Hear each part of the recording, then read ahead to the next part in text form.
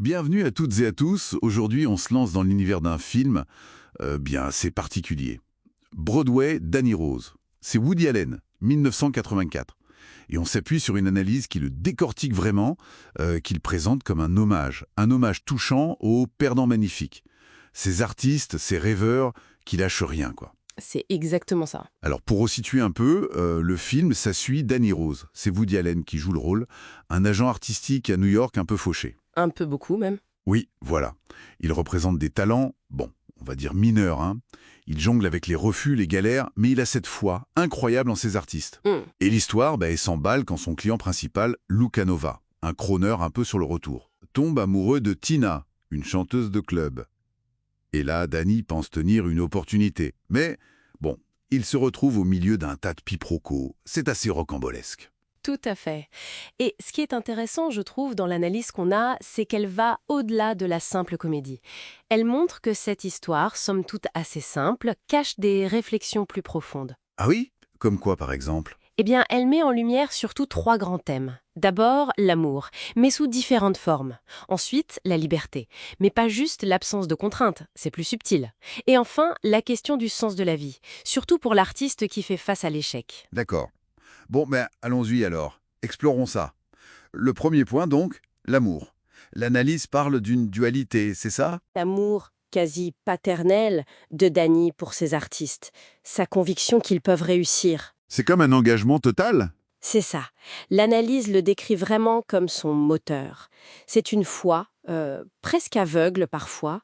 D'ailleurs, il y a une citation qui le dit bien, quelque chose comme « Mon travail, c'est d'y croire quand personne d'autre n'y croit. Et si ça fait de moi un idiot, au moins je suis un idiot avec une raison d'être. » Ah oui, c'est fort ça. C'est un amour vu comme un service, une croyance pure. Exactement.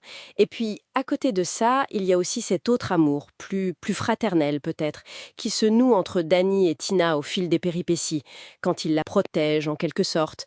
Un amour qui ressemble plus à de la compassion née dans l'adversité. Je vois. Cette idée d'amour comme raison d'être, même dans l'échec, c'est puissant. Mais alors, comment l'analyse relie ça à la liberté? Parce que si Danny est si dévoué, il n'est pas un peu prisonnier de tout ça finalement? C'est une très bonne question. Et justement, l'analyse suggère que sa liberté, elle est précisément là, dans le choix de continuer. Il choisit cette vie précaire, l'indépendance de sa petite structure. Il choisit même le droit d'échouer, mais selon ses propres termes. D'accord, c'est pas la liberté de réussir, mais la liberté d'essayer. C'est ça, c'est la liberté de persister dans son engagement. Pour Tina, c'est un peu différent. Sa liberté à elle, c'est de choisir en qui mettre sa confiance. Choisir Danny, c'est une façon pour elle d'échapper à un système, à un milieu qui l'a déçue. L'analyse suggère que la vraie liberté pourrait venir de là, de cette confiance mutuelle, de ce lien choisi. Une liberté dans le lien choisi, pas dans l'isolement. Hmm. Et ça contraste avec Luca Nova, j'imagine. L'analyse dit qu'il s'enferme lui-même. Ah oui, tout à fait. Lou, c'est l'exemple type de comment la peur, l'insécurité peuvent devenir une prison. Il a peur de perdre ce qu'il a, du coup il se limite, il sacrifie ses relations, sa propre liberté émotionnelle. D'accord. Ce qui nous amène assez logiquement au troisième thème, le sens de la vie.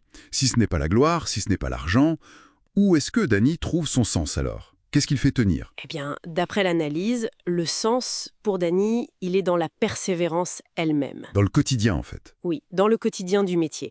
Courir les auditions, encourager les artistes même quand c'est dur, négocier des contrats minables. Ce sont tous ces petits actes, ces petits moments.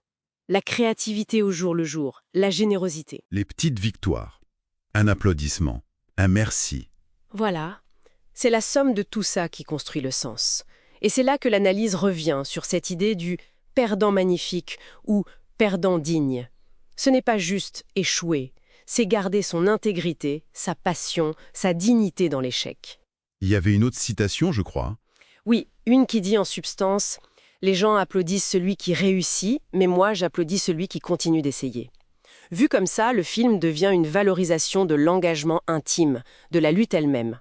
C'est ça qui donne de la grandeur, bien plus que le succès public. Donc en résumé, si on suit cette analyse, Broadway Danny Rose, c'est bien plus qu'une comédie. C'est une sorte de célébration de la ténacité, de la passion dans l'ombre. Absolument. Le message, ce serait que la vraie valeur, elle est peut-être moins dans le résultat, dans le triomphe, que dans le combat lui-même. Dans cette capacité à trouver du sens, de la dignité, dans les petits gestes de création, de générosité au quotidien. C'est tout à fait ça. Et d'ailleurs, l'analyse termine sur une note assez réflexive. Elle nous renvoie à nous-mêmes, en fait. Elle pose la question: quelles sont nos propres petites scènes? Ces projets, ces passions modestes qui nous animent, même s'il n'y a pas les projecteurs ou les applaudissements extérieurs. L'idée soulevée, c'est que ces efforts discrets, cette persévérance dans ce qui nous tient vraiment à cœur, eh bien, c'est peut-être là que se trouve une part essentielle du sens qu'on donne à nos vies. Un peu comme pour Danny Rose. Une belle piste de réflexion à emporter. Voilà. Parfait. Bon, eh bien, la prochaine fois, on change complètement d'univers. On s'attaquera au film Intérieur, toujours Woody Allen, mais de 1978. Merci beaucoup de nous avoir suivis pour cette exploration. Merci